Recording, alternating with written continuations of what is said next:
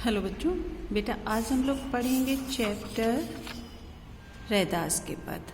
ठीक है, रैदास के पद चैप्टर आपकी बुक स्पर्श से काव्यखंड से है। ठीक है, काव्यखंड का ये पहला चैप्टर है रैदास के पद। ठीक है, तो आप इसे ध्यान से सुनेंगे और समझेंगे। ओके, रैदास जी ने अपने पद में जो लिखा है उससे पहले हम जानते हैं रैदास जी के बारे में।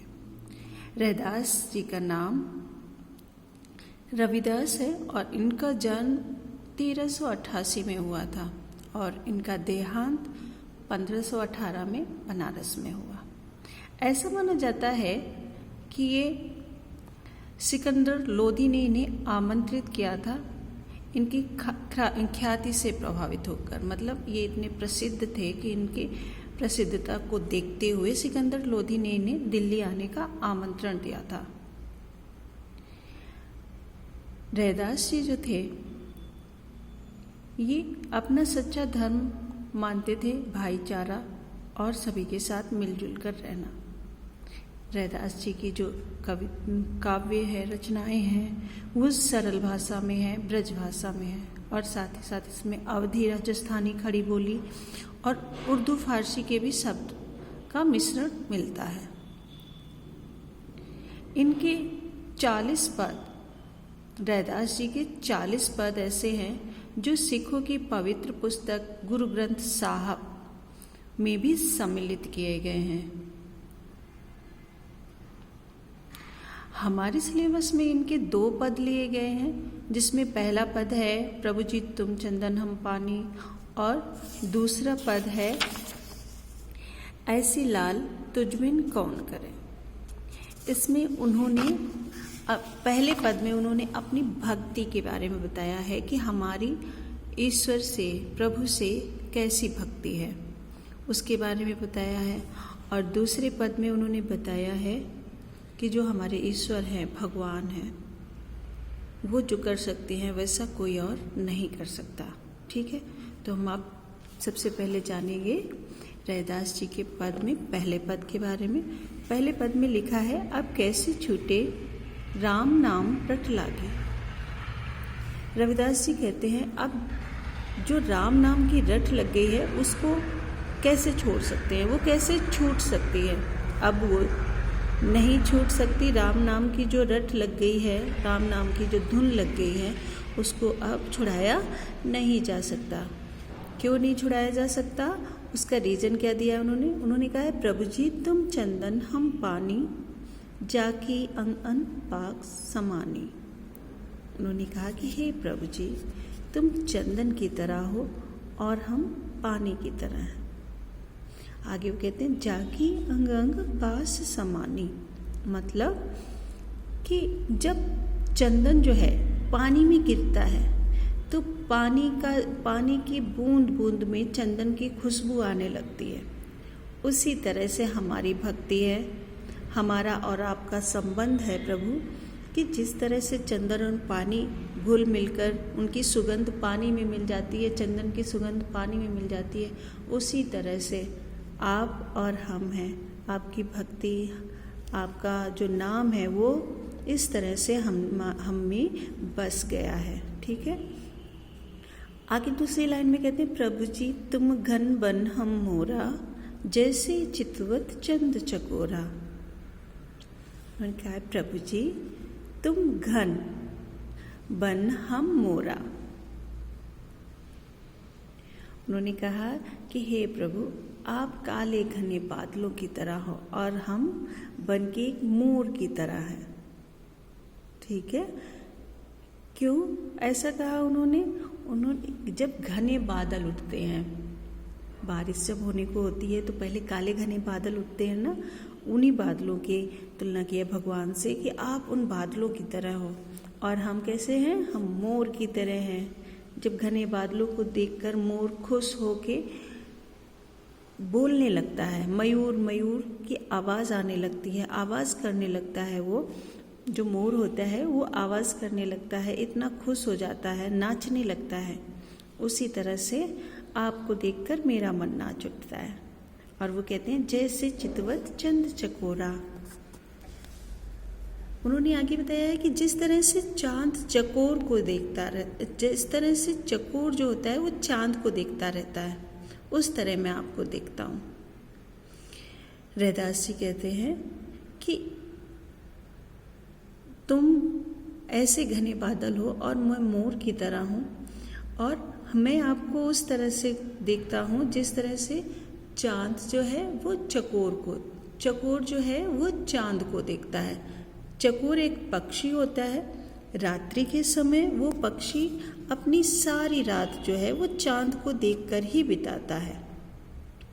ठीक है, तो इसलिए बोला गया है जैसे सारी रात चकोर जाग कर चांद को देखते देखते सारी रात बिता देता है, उसी तरह से मैं हूँ। आगे लाइन में वो कहते हैं प्रभु जी तुम दीपक हम बाती, जाकी अंगंग जाकी ज्योति बरे दिन राती। प्रभु जी तुम दीपक हम बाती, जाकी ज्योति बरे दिन राती। अब वो कहते हैं कि हे प्रभु जी आप दीपक की तरह हो और मैं उस दीपक की बाती की तरह हूँ। ठीक है, जिस तरह से जब दीपक जलता है, ठीक है, तो जब दीपक जलता है तो उसकी जो ज्योति होती है वो चारों ओर प्रकाश देती है। उसी तरह से इन्होंने कहा कि हमारे जो भक्ति की डोर है, जो ज्योति है, जो दीपक है, वो दिन रात जल रहा है। हम ऐसी बाती हैं और अब बाती जो है और वो अब दीपक से जुड़ी हुई है, ईश्वर रूपी दीपक और भक्त रूपी बाती। ठीक है, हम दोनों की जो भक्ति है वो ऐसी है कि उसकी ज्योति अब दिन रात जलती रहती है। कभी भी रैदास जी जो हैं वो ईश्वर का नाम नहीं भूल रहे हैं। ठीक है, उनकी भक्ति रात और दिन ऐसे ही बरकरार है। फिर वो कहते हैं प्रभु जी तुम मोती हम धागा, जैसे सोने ही मिलत सुहागा। अब वो क्या कहते हैं प्रभु जी तुम मोती हम धागा। मोती ईश्वर को बोला है और धागा किसे बोला गया है? धागा बोला गया है रैदास जी को, जो भक्त हैं। ठीक है, रैदास जी कहते हैं कि आप मोती की तरह हो और मैं धागे की तरह हूँ। और मोती और धागा मिलकर जिस तरह भक्ति रूपी माला तैयार होती है, वो कहते हैं अब वो माला तैयार हो गई है भक्ति रूपी। ठीक है, जिसमें ईश्वर मोती हैं और भक्त धागे के समान है। जैसे ही सोने ही मिलत सुहागा, और उस तरह से हमारा रूप, ये धागा की वैल्यू बढ़ गई है उसमें मोती पड़ने से। ठीक है, कीमत बढ़ जाती है ना धागे की, जब उसमें मोती पड़ जाता है वो माला का रूप ले लेता है ना। ऐसे ही सोने ही मिलत सुहागा, जिस तरह सोने में सुहागा मिल जाता है। सुहागा एक तरह का अम्ल होता है। ठीक है, वो क्या करता है, वो सोने को शुद्ध करने के लिए प्रयोग किया जाता है। ठीक, तो यहाँ पे सोने को शुद्ध करने के लिए जब सुहागा उसमें मिला दिया जाता है तो सोने की शुद्धता बढ़ जाती है। उसी तरह से यहाँ बताया गया है कि तुम मोती की तरह हो और मैं धागे की तरह हूँ। जिस तरह से जब ही मोती धागे में पिरो दिया जाता है तो धागे की कीमत बढ़ जाती है। ठीक है, उसी तरह से मेरी भी कीमत बढ़ गई है। ठीक है, जिस तरह से सोने को शुद्ध करने के लिए सुहागा का प्रयोग किया जाता है और सोना और भी चमकदार, शुद्ध और चमकदार हो जाता है। ठीक, आखिरी पंक्ति में वो कहते हैं प्रभु जी तुम स्वामी हम दासा, ऐसी भक्ति करे रे दासा। इसमें रैदास जी कहते हैं कि हे प्रभु जी तुम स्वामी हो और मैं तुम्हारा दास हूँ। मतलब कि हे ईश्वर आप हमारे मालिक हो और मैं आपका सेवक हूँ और मैं ऐसी भक्ति करता हूँ। रैदास जी कहते हैं कि मैं इस तरह से आपकी भक्ति करता हूँ।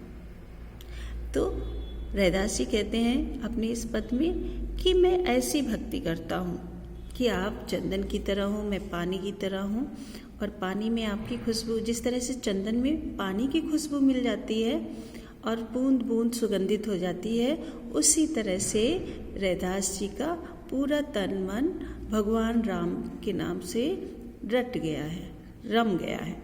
फिर वो कहते हैं दूसरी लाइन में कि तुम घने बादल की तरह हो और मैं मोर की तरह हूँ, और मैं तुम्हें उसी तरह से देखता रहता हूँ जिस तरह से चकोर जो होता है वो चांद को देखता रहता है।